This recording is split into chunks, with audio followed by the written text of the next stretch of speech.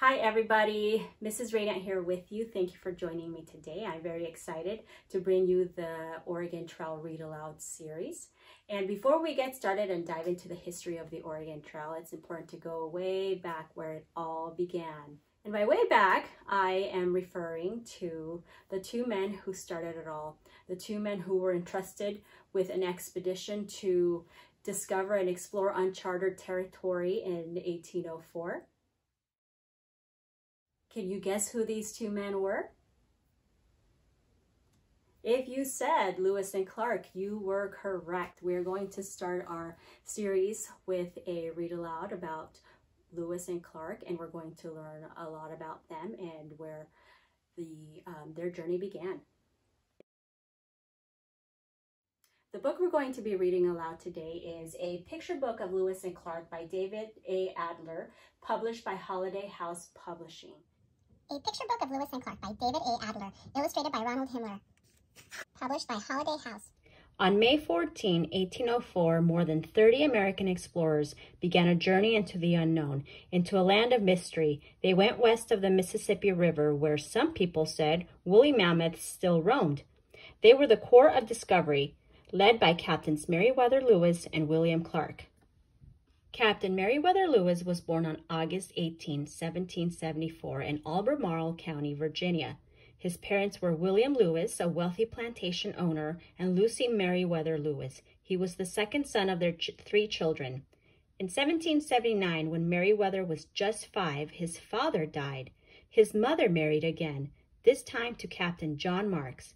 In 1782, the family moved to the Georgia frontier. There, Meriwether learned to live in the wilderness. When he was 13, Meriwether returned to Virginia to help manage his family's plantation and go to school. At the age of 20, he joined the Virginia militia and then the regular army. Meriwether expected to remain a soldier, but in 1801, a Virginia neighbor wrote and asked him to be his secretary. "You would be one of my family." The neighbor was Thomas Jefferson, the newly elected President of the United States.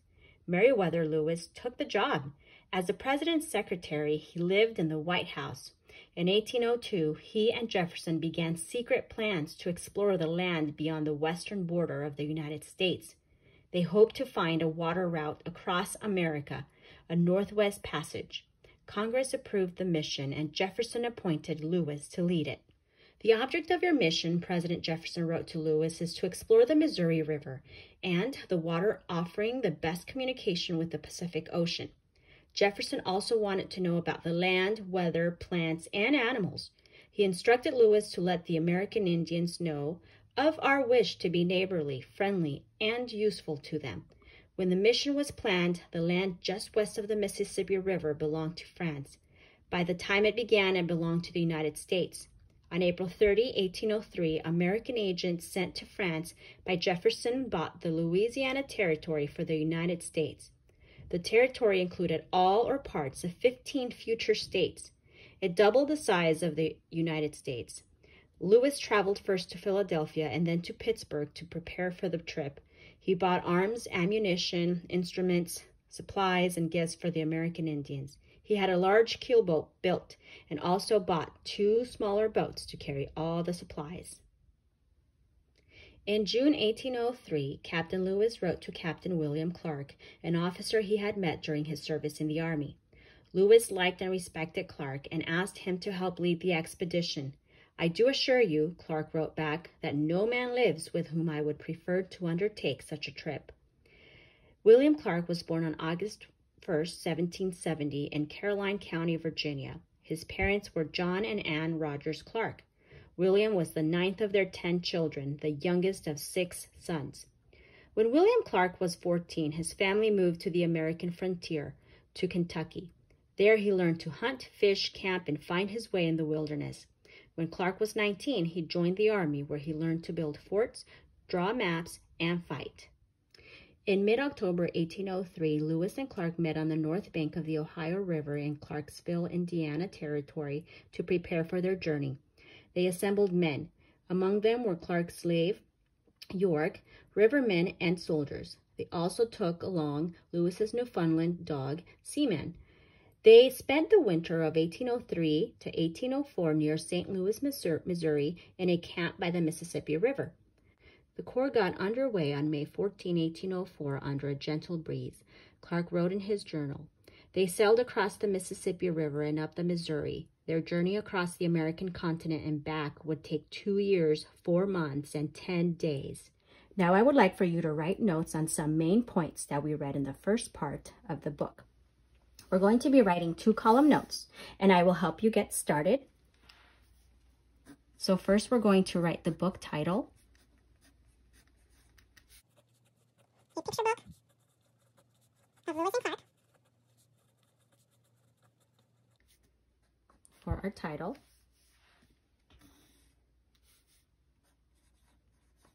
By David A. Adler. And then we're going to write our left column,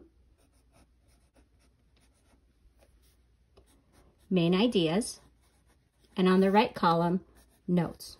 Here's where we're going to expand on our notes.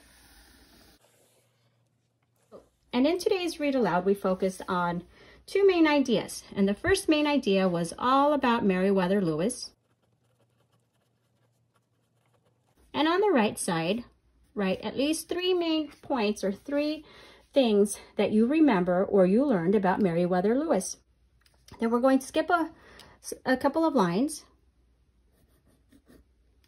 And on the next main idea, we're going to write William Clark. And we're going to write 3 main things that we remember about William Clark. So take some notes, write some points that you remember on the right side about Meriwether Lewis and William Clark. And next week, when we finish reading the book, we're going to write the 3rd main idea from the book. And I'm just going to give you a preview of what the 3rd main idea is going to be. It's going to be on the Lewis and Clark expedition. We're going to read more details about the expedition. So for this week's assignment, you can either type your notes, you can write your notes on notebook paper or a notebook, and share your notes with us in our Google Classroom. And that's it for today. Thank you for watching. Join me next time for part 2 in the Oregon Trail Read Aloud series.